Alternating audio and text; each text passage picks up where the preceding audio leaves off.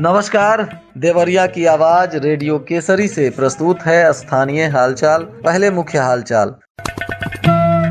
Salempur police ने mobile चोर और श्रीरामपुर पुलिस ने वाहन चोर को किया गिरफ्तार। कोरोना से मृत पत्रकार के परिजनों को सीएम फंड से मिला 10 लाख रुपए की सहायता राशि। कृषि मंत्री ने खाद और बीज की उपलब्धता को लेकर प्रशासन के साथ की समीक्षा बैठक। स्थानीय हालचाल के इस अंक के साथ मैं अनिकेत मिश्र। अब हालचाल विस्तार से।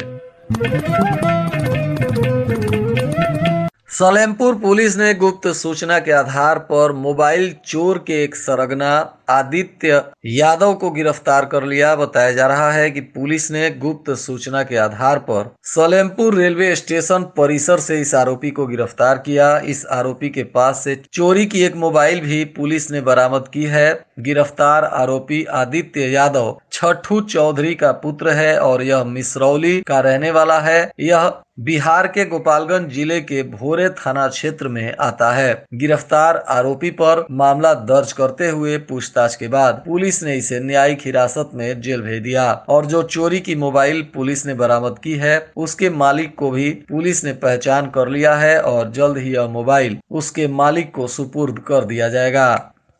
वहीं श्रीरामपुर पुलिस के द्वारा वाहन जांच करते समय हरेराम चौराहे पर से एक मुखबिर की सूचना पर एक चरपहिया वाहन जो मारुति एर्टिगा है और यह चोरी की वाहन बताई जा रही है, पुलिस ने इस वाहन को बरामद किया है। साथ ही एक आरोपी को भी पुलिस ने गिरफ्तार किया है जिसका नाम शक्ति बताया जा रहा है। यह देवरिया के धनौती कला का रहने वाला सुदामा यादव का पुत्र है। पुलिस ने चोरी की यह कार जब्त करते हुए आरोपी से पूछताछ करने के बाद इसको न्यायिक हिरासत में जेल भेज दिया है। वहीं पूछताछ के क्रम में इस आरोपी ने कुशीनगर के कसिया रोड से इस कार को चोरी करने की बात बताई है, जिसके बाद वाहन को कब्जे में लेकर उसके मालिक की पहचान करने में पुलिस जुटी हुई है। मुख्य विकास अधिकारी रविंद्र कुमार के द्वारा महात्मा गांधी नरेगा के अंतर्गत प्रत्येक सोमवार को समस्त विकास खंड के कार्यक्रम अधिकारी एवं अतिरिक्त कार्यक्रम अधिकारी के साथ योजना के अंतर्गत महत्वपूर्ण बिंदुओं पर चर्चा होती है। इसी को लेकर इस सोमवार को भी बैठक हुई जिसमें एक एक योजनाओं पर चर्चा करते हुए मुख्य विकास अधिकारी ने जिम्मेदार लोगों को दिशा निर्देश दिया, जिसमें बताया गया कि 40.94 लाख मानव दिवस के सृजन के लक्ष्य को लेकर अब तक 36,62,000 मानव दिवस काम का सृजन किया गया है, जो वार्षिक लक्ष्य के मामले में 79.45% है। इसमें सबसे कम प्रगति वाले विकास खंड के पदाधिकारियों को उन्होंने फटकार लगाई और समय पर कार्य पूरा करने का निर्देश दिया। सीडीओ ने समस्त सक्रिय जॉब कार्ड धारकों को आधार से जोड़े जाने एवं आधार बेस पेमेंट की समीक्षा में जनपद में कुल 18,98,007 जॉब कार्ड के मामले में 18,29,021 को आधार से जोड़ा गया है, जिसमें देसही देवरिया के द्वारा 100% सीडिंग किए जाने को लेकर उन्होंने बधाई दी। तो वहीं विकासखंड भागलपुर लार देवरिया सदर में 95% से कम सीडिंग कराए जाने पर संबंधित खंड विकास अधिकारी एवं अतिरिक्त कार्यक्रम अधिकारी को स्पष्टीकरण देते हुए निर्देश दिए कि कल तक सभी सक्रिय जॉब कार्ड धारकों के साथ 100% आधार सीडिंग कराना सुनिश्चित करें।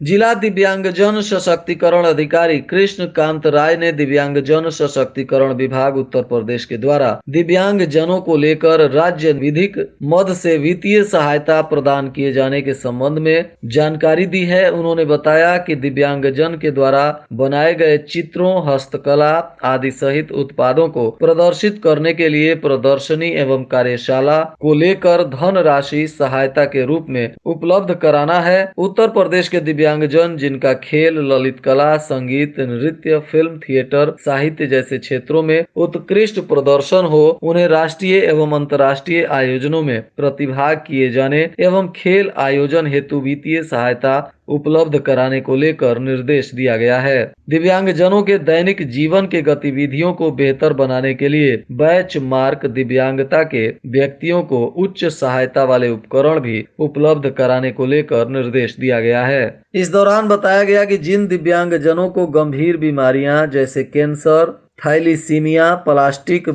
बहुस्क्लेरोसिस से ग्रसित हो और ऐसे दिव्यांगजनों के पास आयुष्मान भारत या प्रधानमंत्री जन आरोग्य योजना एवं मुख्यमंत्री जन आरोग्य योजना का लाभ नहीं ले रहे हों, तो ऐसे दिव्यांगजनों को चिकित्सकीय सहायता के लिए वित्तीय सहायता भी प्रदान किया जाएगा।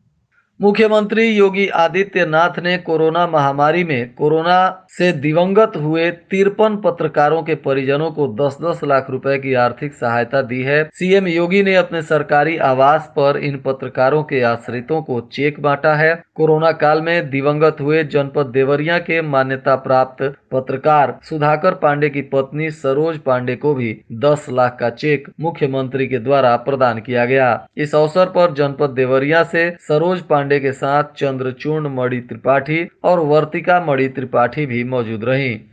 मुख्य विकास अधिकारी रविंद्र कुमार के द्वारा आयुष्मान कार्ड बनाए जाने के प्रगति की समीक्षा की गई। बैठक में यह निर्देश दिया गया कि प्रत्येक दिन जनपद के प्रत्येक विकास के सभी ग्राम पंचायतों में पंचायत सचिवालय पर सहायकों और जन सेवा केंद्र तथा आशा के साथ कैंप लगाकर अंत्योदय राशन लाभार्थियों तथा प्रधानमंत्री जन आरोग्य योजना और मुख्यमंत्री जन आरोग्य अभियान तथा श्रमिक और भवन निर्माण के कारीगरों के चयनित छूटे हुए लाभार्थियों का आयुष्मान कार्ड शीघ्र बनाया जाए। बैठक में सभी संबंधित अधिकारियों को योजना में चयनित सभी छूटे हुए लाभार्थियों के 100% आयुष्मान कार्ड बनाने को लेकर निर्देश दिया गया।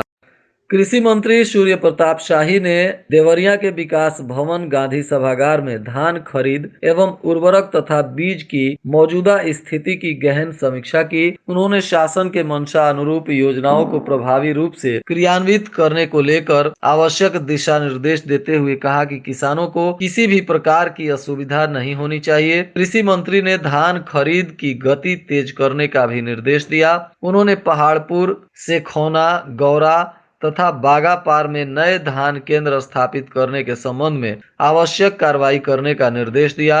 उन्होंने कहा कि क्रय केंद्र पर किसानों को आने के लिए प्रेरित किया जाए। छोटे किसानों से प्राथमिकता के आधार पर धान खरीदा जाए। जनपद में 92 धान क्रय केंद्रों के द्वारा 8044 किसानों से 3.45 लाख क्विंटल धान की खरीद की जा चुकी है। कृषि मंत्री ने धान खरीद की गति धीमी पर नाराजगी व्यक्त करते हुए कहा कि क्रय केंद्र की नियमित समीक्षा की जाए और यह सुनिश्चित किया जाए कि प्रत्येक दिन प्रत्येक केंद्र पर न्यूनतम 10 किसानों से धान खरीदना अनिवार्य हो।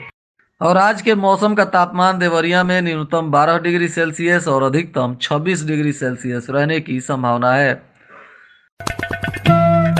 अंत में मुख्य हालचाल एक बार फिर। सलेमपुर पुलिस ने मोबाइल चोर और श्रीरामपुर पुलिस ने वाहन चोर को किया गिरफ्तार। कोरोना से मृत पत्रकार के परिजनों को सीएम फंड से मिला 10 लाख रुपए की सहायता राशि।